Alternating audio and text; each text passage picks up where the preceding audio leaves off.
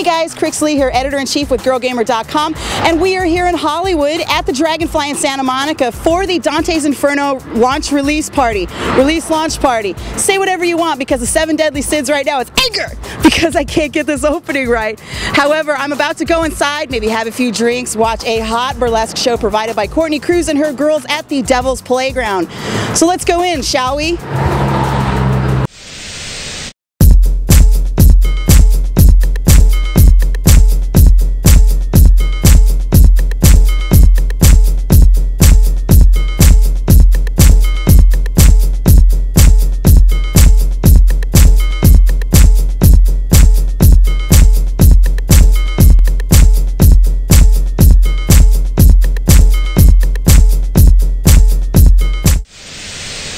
So Warren, let's talk a little bit about Dante's Inferno, and there's been, the press that's been around is there's some striking similarities between God of War and Dante's Inferno. So what is it about, things like Dante's Inferno and God of War and like our fascination with the underworld? Where do you think that stems from?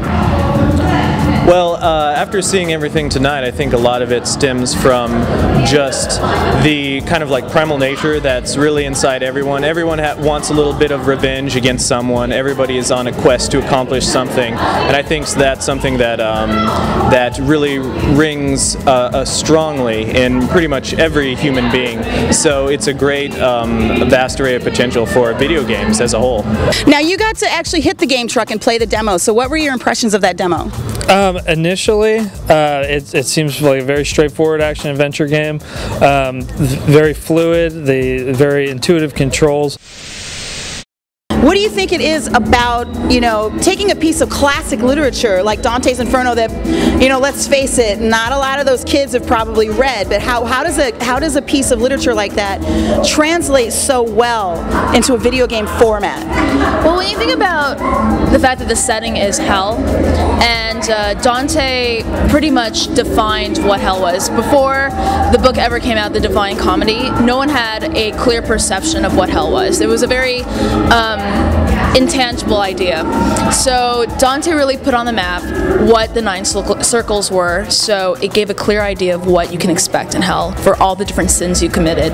So I think that was a perfect setting for a video game, because one, you have 9 potential levels that you can go through, and you also have the clear idea of good and bad, and also the gray areas of purgatory. So it makes a very good setting for a solid game.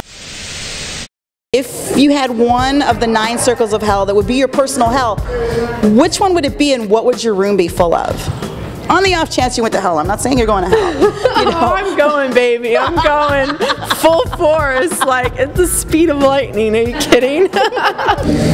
Ooh, that's a really tough question. My personal hell would probably be gluttony, because I love food. I adore food. And so if I was strapped to a table of a buffet of my favorite meals and I couldn't eat it at all, that would be my personal hell. To me, like hell, I mean, if all that's true, hell is a party.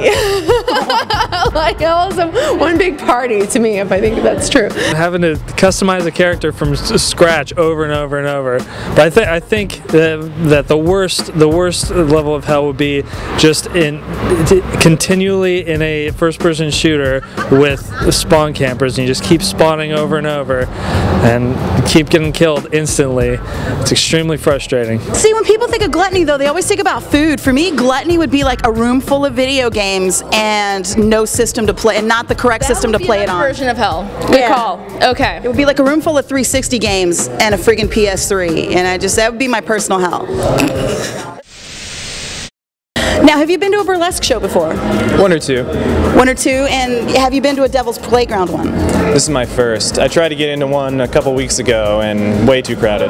Would that be the Star Wars one? Yes, it would. The infamous Star Wars show. Yeah, it was awesome. I'm so jealous. This is actually my first burlesque show ever. So. And what did you think?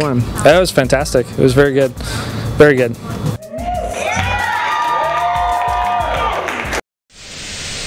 So we just got out of the launch party and I am tired, but it's been well worth it to see the burlesque show, and there were plenty of pieces of swag given away, a lot of comic books, a lot of graphic novels. one game, which I did not get. So I think everybody experienced a little bit of greed, envy, lust, gluttony because at the one guy who did win the game. But I'm ready to go home and get some sleep. So for GirlGamer.com, I am your editor-in-chief, Crixley. Peace out, suckers.